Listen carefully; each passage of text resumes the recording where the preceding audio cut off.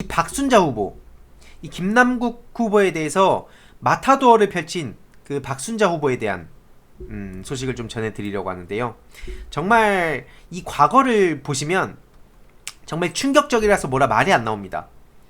왜 말이 안 나온다고 했는지 제가 지금부터 짧게 설명을 드리겠습니다. 실제로 최근 그 뉴스프리존 기사를 인용해서 제가 좀 말씀드리겠습니다. 네. 내용을 보면 그 박순자 후보가 김남국 후보 마타도어하는 이유, 꽃나무 절도 의혹 덮으려고 했나? 지금 이런 의혹 제기가 있습니다. 내용을 요약해보면 그렇습니다. 이 마타도어, 마타도어는 그 한마디로 진짜 그냥 물고 뜯는 거를 넘어서 완전히 그 더 나아간 거예요.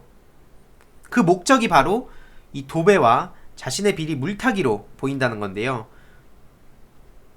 최근에 서울의 소리에서 이 단독 그 최초 공개 한 영상이 있었죠. 박순자의 전 운전기사 이 비리폭로 녹취록인데요. 그래서 이렇게 서울의 소리에 가보시면 이 영상도 있을 겁니다. 근데 실제로 보면 박순자의 그 꽃나무 절도, 그리고 수행비서 인격 모독에 대해서 제3자와 통화를 한 녹취록을 서울의 소리가 영상으로 올린 게 지금 꽤 이슈가 되고 있고요. 이 절도 의혹에 관한 기사가 나가고 매체에 전화를 해서 기사를 내려달라고 요청하기도 했답니다. 그리고 실제로 그 박 후보의 수행비서가 증언한 꽃나무를 캐러 간 대부도 현장의 흔적들과 또 대부도 박 후보의 전원주택에 심어져 있는 것까지 확인한 이상 기사는 내려갈 이유가 없죠. 그래서 그 박 후보 그 소유의 전원주택에 이 절도한 꽃나무가 심어져 있는 걸 확인했다고 합니다. 보시는 바와 같이 이렇게 이 왼쪽의 거를 파가가지고 자신의 그 박순자 후보 소유의 전원주택에 이렇게 심은 거죠. 도벽순자.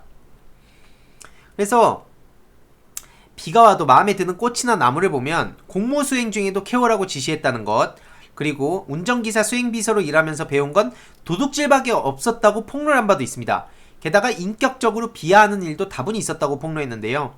실제로 저도 이 주위에 여의도에 아는 지인들, 아는 분들, 지인분들 통해서 좀 이렇게 들어보면 그 박순자 씨의 여러 가지 그 얘기들이 많이 들려왔습니다. 아무튼 이런 상황에서 박순자가 자신이 선거에 불리해지자 김남국 후보 측에 타결가하는 반격의 기자회견을 개최한 것으로 의심이 되는 정황이고요. 결국에 중요한 건 이 박순자의 이 절도 관련 의혹과 그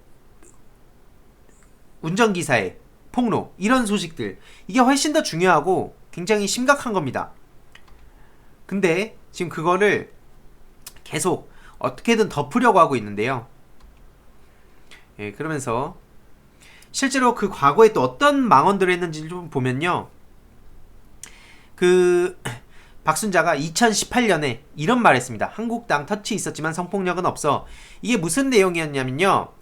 그 당내에서 이 박순자가 성폭력 대책 특별위원회 위원장으로 있을 때입니다.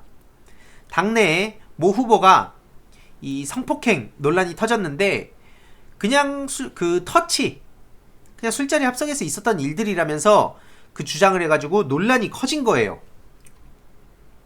실제로 그 모 후보는, 모 후보가 아니라 모 의원은 구속영장을 발부받았고요. 그 CCTV를 분석해보니까 그 이 전 의원이, 그러니까 그 범죄자가 강제로 피해 여성을 끌고 가는 장면을 확인했고, 그래서 성폭행을 시도한 상해까지 입혀놓고 사과나 반성은커녕 오히려 강제성이 없었다면서 뻔뻔하게 혐의를 부인했어요. 그리고 그런 상황에서 자유한국당은 모르쇠 행태를 보였고요. 당내 징계나 뭐 엄정한 조치나 이런 거는 입장 표명 이런 건 없었고, 오히려 그 이전 의원의 강간치상 혐의를 비호하기 위한 행보를 보였다고 난리가 난 적이 있었습니다. 그리고 이 내용은 앞서서 그 운전기사의 그 증거 자료로 그도 제출한 내용이고요. 양심선언문 아마 다들 보신 분들도 계실 겁니다. 실제로 그리고 환생경제, 이게 진짜 그 자유한국당, 지금 그 한나라당 시절이죠. 지금 미래통합당인데 저렇게 차마 입에 담을 수 없는 얘기를 했어요. 그런 사람이 지금 김남국 후보한테 무슨 염치로, 심지어 김남국 후보가 직접 그렇게 하지도 않은 얘기들을 마치 한 것처럼 교묘하게 기자회견을 하고, 본인의 저런 발언에 대해선 무슨 생각을 갖고 계십니까? 이런 얘기를 아무렇지도 않게 했어요. 박순자가. 이게 양심이 있는 겁니까? 게다가 이 박순자가 저렇게 보세요. 되게 강압적으로 보이지 않습니까? 뭐 하는 사람인지 모르겠어요, 진짜. 지금 김남국 후보는 오히려 그 과거가 이런 것 지금 이렇게 드러나고 있습니다. 이런 소식들. 네이버 지식인. 심지어 이게 12월 25일 크리스마스 때 댓글 남긴 거라고 하는데요. 네이버 지식인에 멋지게 고백하는 방법에 대해서 첫째는 타이밍, 두 번째는 분위기, 마지막으로 진심, 구체적인 실행 방법으로는 편지 쓰기와 노래 불러주기, 산 정상에서 외치기. 오히려 과거를 막 했는데 김남국 후보의 오히려 순수한 면만 지금 드러나서 여론이 다시 바뀌었습니다. 지금 이런 상황에 과연 누가 국민의 비판을 받아야 하는가? 박순자 후보는 무엇을 숨기려고 하는가? 네, 최근 RN서치, MBN, 매일경제신문 3월 26일 발표 그 여론조사에 따르면 이런 결과가 또 있었죠.